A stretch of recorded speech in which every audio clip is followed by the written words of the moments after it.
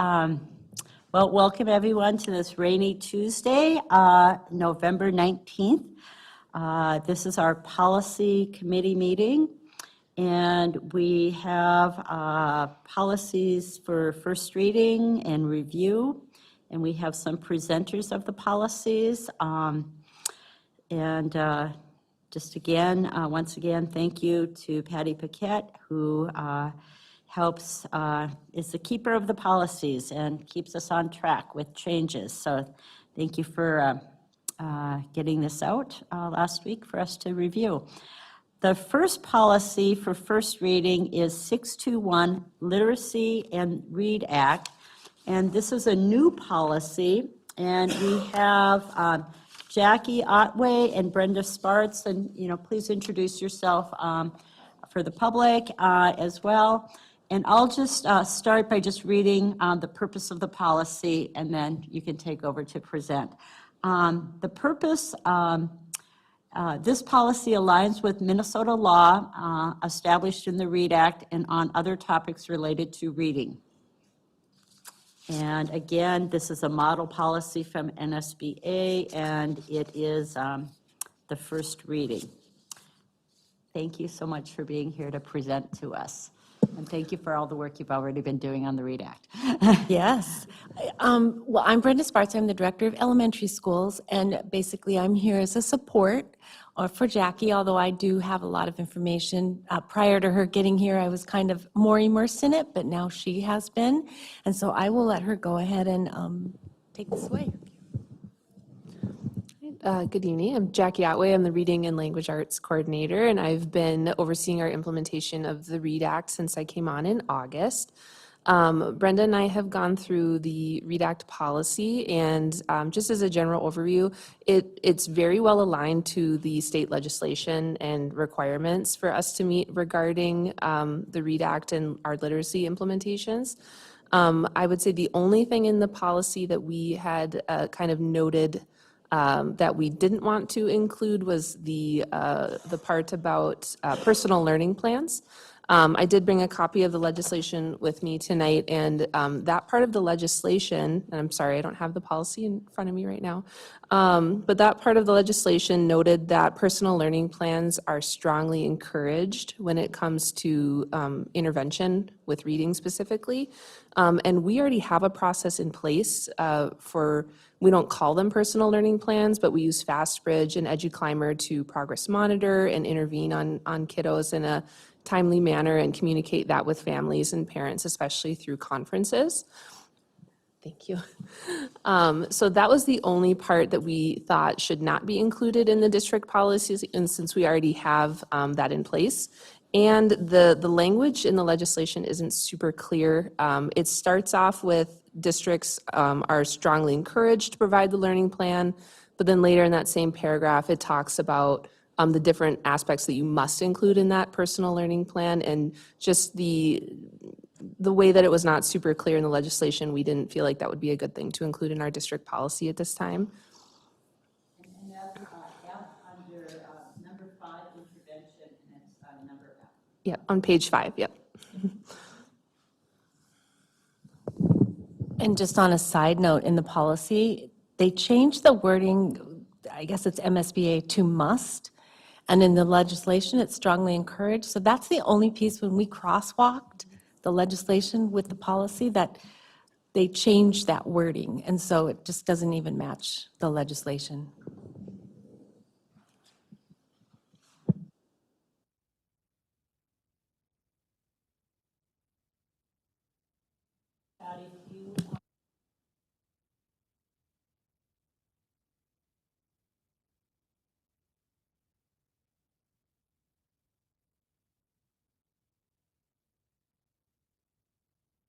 Is there anything else that you want clarified or further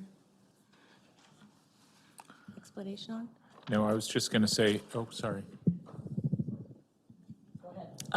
So my question is, implementing this policy now, when the READ Act isn't necessarily required until 26, 27, and recognizing that within this legislation, they also talk about this upcoming year having certain things in place. So I'm just trying to wrap my head around or passing this in the next few months.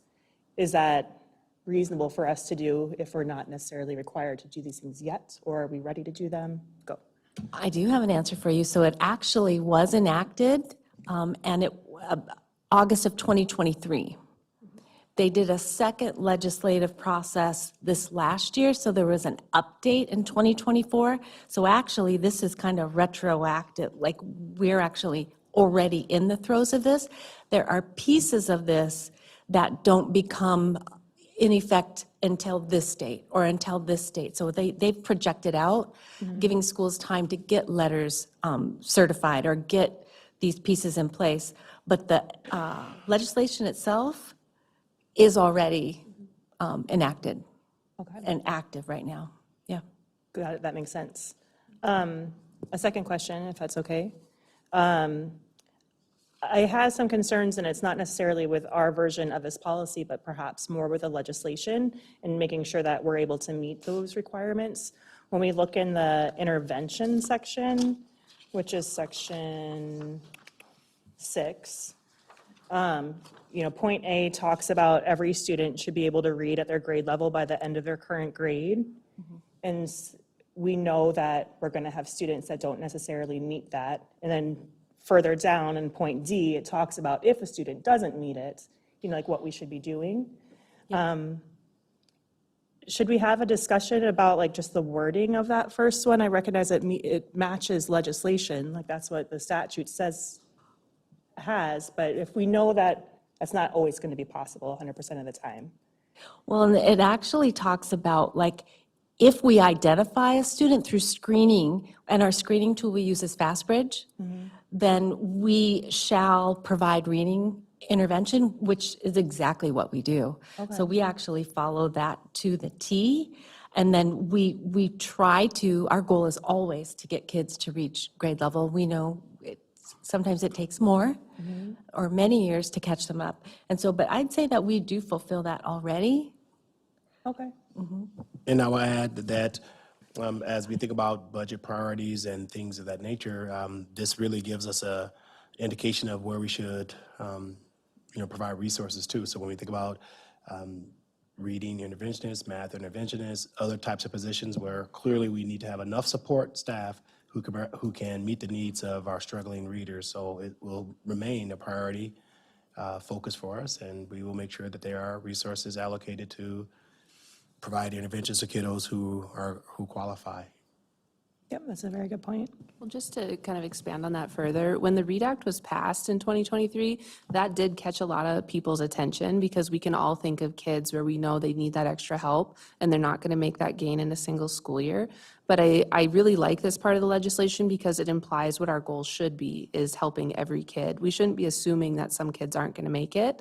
We should be doing our best. And then when you get to points, B, C, and D, it tells you exactly how we should be supporting those kids and getting to that grade level. So it does catch people off guard at first, like, well, this is an impossible goal.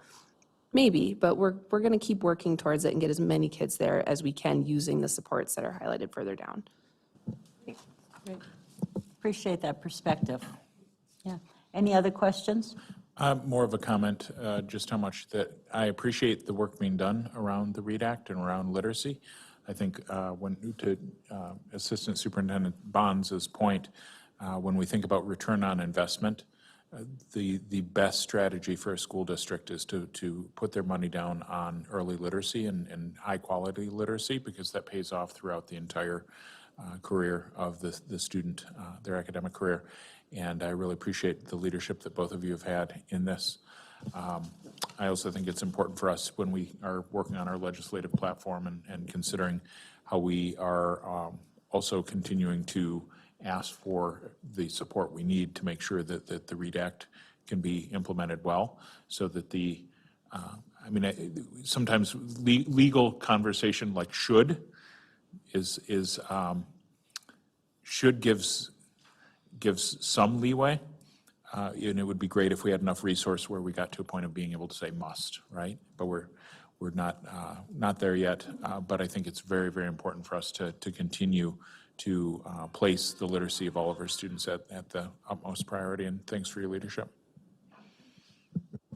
I would just follow up too, last week, as some of us were at the AMSD conference, and it was great to be able to share through different discussions where we're at with the READ Act and the work that we've been doing. And I know when we've been out at some of the site visits, we've also been talking to the principals about the training that's been happening at the different sites, so, or with staff from the different sites. So thank you again. Yeah. Yeah. Any other questions on this one? Okay, great. Okay, thank you again. Okay, the next, we do not have any policies for second reading. Policies for review, we have policy 707, transportation of public school students, and again, there were legislative changes on, particularly around the distance and some other areas, so the purpose of this policy is to, policy 707, the purpose of this policy is to provide for the transportation of students consistent with the requirements of law. And we also will be reviewing the regulation later on. And then Simone is here to address this. Okay, thank you. Hello. These are changes that have come from the 2024 legislative session. Patty has been a great help with all of this as well. We've made some updates that are in red to the language. The reason the statutes are crossed off is because those statutes still apply, but they're at the end of every paragraph. So they will be at the end of the document. So that's just cleanup work that's being done. Thank you, Patty.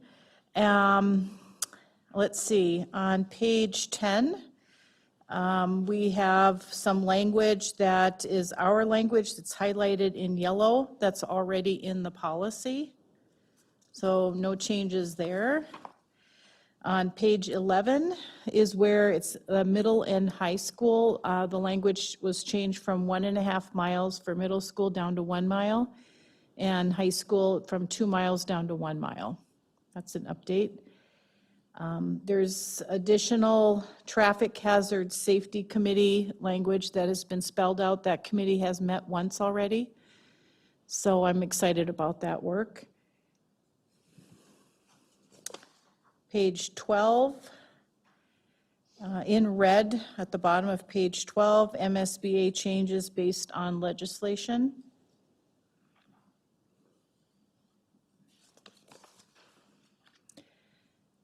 For instance, at the top of page 13, the language handicapped was being used. It was changed to disabling.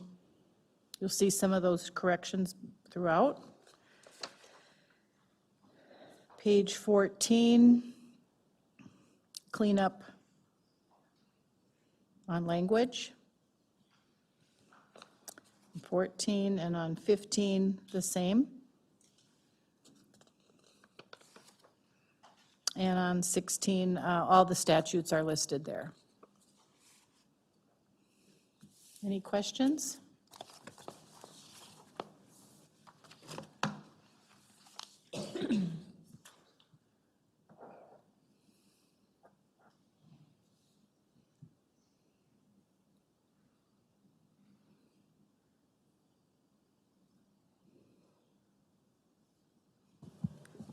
Member Michelson? I was curious as to which school board member sits on the Traffic Hazard Safety Committee. At the moment, Member Banks.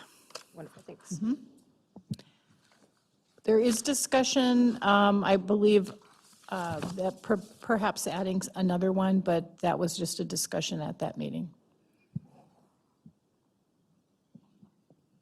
And that was through appointment that Member Banks at the. Yes, he's on that. Yes, So correct. One if you're interested in next year. Mhm. If you can make the time. Member Williams. I guess it's more of a semantics question, because that's what I always ask, a semantics question. Is our position, is it called homeless education liaison? I thought that position had a different title. Am I incorrect? Oh, sorry, under Section 8, homeless students, and letter B it talks about our homeless education liaison, and I thought that position was a different title. Section B, on page 14, under Section 8, letter B.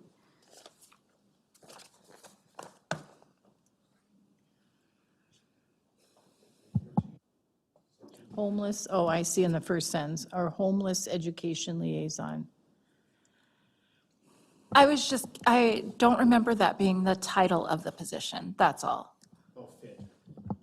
Yeah, so do we need to change that so it matches what our position is? Like, should it be families and transition coordinator? Yes, if it's the position that's named, yes, family transition coordinator. Okay. Can do that. Do we still use the language homeless students, or do we say students, unhoused or students experiencing homelessness? I'll let you answer. I was going to say, that's a really good question. I had that same question come up, and when you look at the statute lists it as homeless. And so, because, your office had brought that to my attention, and we wanted to change it, but since it was listed that way in statute, we thought we better stay with the same language as the statute That had. makes sense. Thank you. So Patty, can we just go ahead and change this to families in transition coordinator? Okay.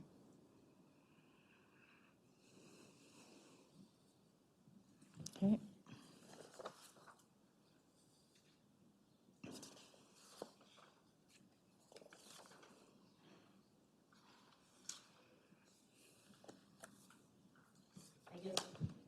For educational purposes, is there any other information just on transportation related to this policy you'd want to share? Yeah, our transportation has a big job ahead of them every day. We transport over 6,500 students. We also transport for our charters and our private schools in Duluth. So they have a lot of routes. They have 403 routes, and they strive every day to get all these students safely home and safely to school. So I can't say enough about all the work they have to do, and, I appreciate the board's support of them as well. Thank you. Any other questions? Okay.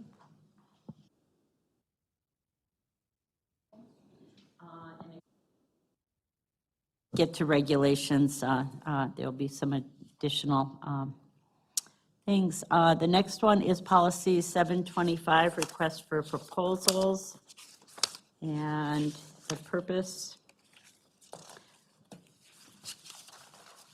the district's administration is authorized to enter into a joint purchasing agreement with the state of Minnesota to allow the district to purchase goods and services listed on the state's contract indexed at the prices and terms available to the state. The district is not required to obtain bids and quotations for purchases made from the state's contract index. Furthermore, administration is authorized to purchase goods and/or services from other governmental or school district cooperative or joint purchasing ventures established through a competitive bidding process. And I'll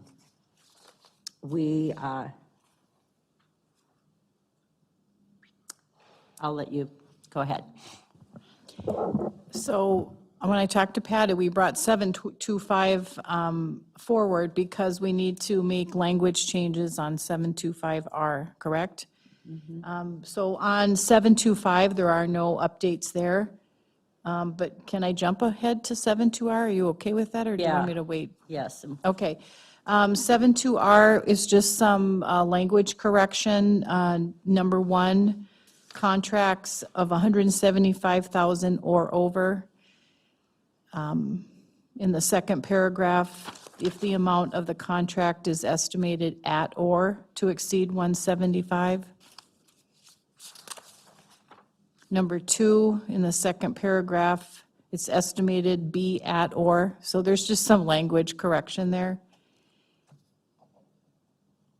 And down below, under number 3, where the paragraph starts with, in addition, Minnesota Statute 471.345, subdivision 16 and 17, allows school districts to purchase supplies, materials, and equipment using an electronic reverse auction process. That is not something we do here, so we remove that. An electronic reverse process is where we can put up on an auction site asking vendors to bid on something. Well, we don't do it that way. We publicize it and go through the RFP process. If we are selling goods in the district that have been here for 20-some years, we cannot just give it away. We also put that onto an auction block. We take pictures of it, and it goes onto an auction website, and people can bid $1 for it. But that's an audited process. When the auctioneer pays us the money for whatever we made for the sales, they listed by item what was sold and how much we got for it, and that is all given to our auditors. So I just wanted to clean that language up, along with Kathy Holman, too, our purchasing coordinator. Any questions or comments about those language changes for 725R bids, quotes, and requests for proposals? I have a small grammatical one over what we just talked about in number 2. I think we can remove the at if the amount of the contract is estimated to be or exceed 25,000. Okay, Remove the word at. thank you. Thank you.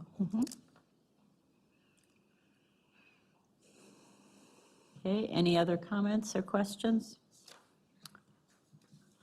Okay. And then we should have done the transportation one right after, but we'll go back to that. 707R, transportation of public school students, and let you speak towards that. Yes, this, just some minor cleanup, too, that our transportation manager wanted to put forth on 707R, page 18H, paragraph H. We removed the word medical, the handicaps, and replaced it with disabilities. And on page 19, under D, we removed the word, well, it said serve, so we corrected it to read severe. Oh, sorry, under B, we added the word the.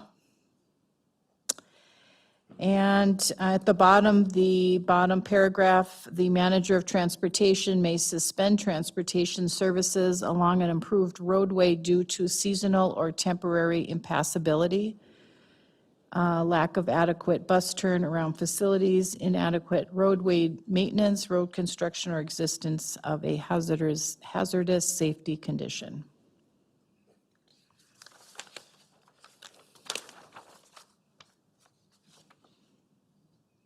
And just some word updates on page 20.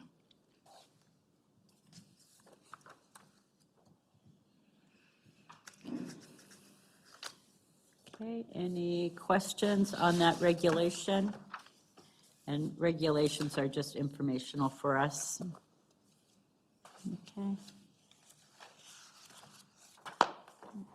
Okay. Thank you, Simone.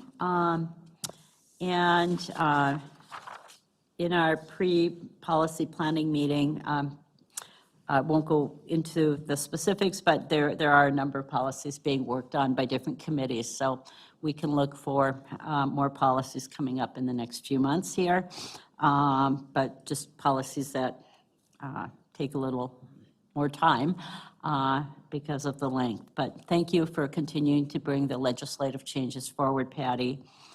Any other questions? Okay. Okay. The policy committee is done for this month. Thank you. Thanks again.